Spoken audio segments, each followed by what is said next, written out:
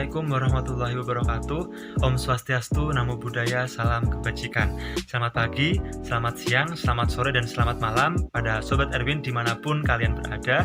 Semoga kita semua dalam keadaan sehat walafiat. Nah, pada kesempatan kali ini aku akan berbagi tips menarik untuk teman-teman semuanya, yaitu mengenai 3 langkah dalam mengatasi hoax dan juga radikalisme. Namun sebelum itu aku akan sedikit menjabarkan yaitu pengertian dari hoax dan juga radikalisme. Oke, yang pertama yaitu pengertian dari hoax, di mana hoax ini merupakan informasi palsu, berita bohong atau fakta yang dipelintir atau direkayasa untuk pertanyaan yang serius. Nah, namun pengertian lain yaitu hoax dalam KBBI atau Kamus Besar Bahasa Indonesia diartikan sebagai berita bohong. Sedangkan yang kedua yaitu ada radikalisme, di mana radikalisme ini merupakan suatu paham atau aliran yang radikal dalam politik atau sikap ekstrim dalam aliran politik.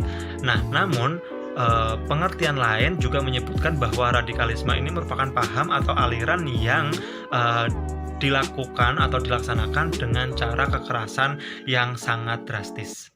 Nah, oke, langsung aja aku akan berbagi pada kalian semuanya, yaitu 3 langkah dalam menghadapi ataupun menangkal hoax dan juga radikalisme. Yang pertama ada saring sebelum sharing, kemudian yang kedua ada stop asumsi tapi nasionalisme sehat, dan yang terakhir adalah lakukan hal-hal yang positif. Oke, yang pertama yaitu adalah saring sebelum sharing. Nah, dalam membagikan atau berbagi informasi, kita harus dapat memilih informasi yang benar dan mana informasi yang tidak benar. Dan jangan sampai ketika kita menyaring informasi tersebut, justru kita malah menyebarkan kebencian dan juga ataupun berita hoax.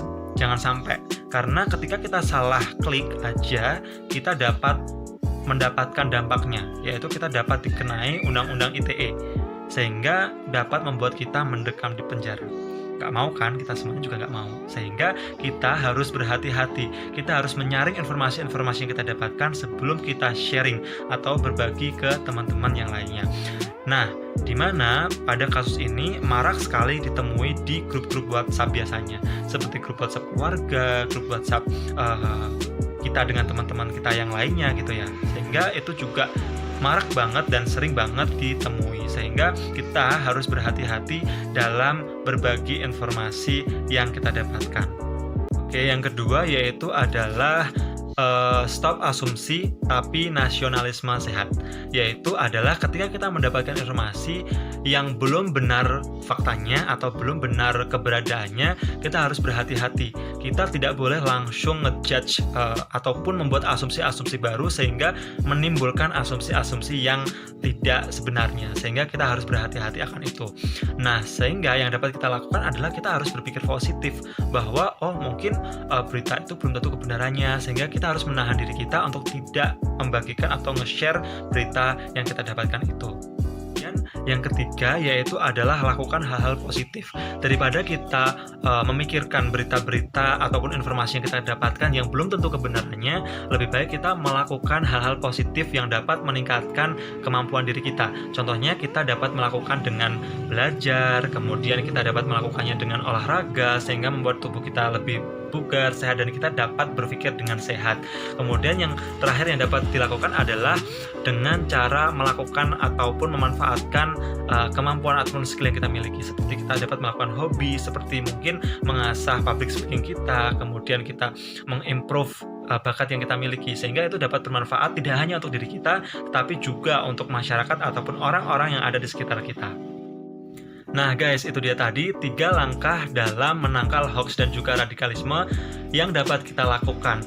Aku ulangi, yang pertama yaitu adalah saring sebelum sharing, yang kedua adalah stop asumsi tapi nasionalisme sehat, dan yang terakhir adalah melakukan hal-hal yang positif. Semoga dari 3 langkah ini dapat kita terapkan ketika kita mendapatkan berita ataupun informasi yang belum tentu kebenarannya, belum tentu benar akan fakta yang ada dalam informasi tersebut, sehingga itu dapat bermanfaat untuk diri kita dan untuk orang-orang yang ada di sekitar kita.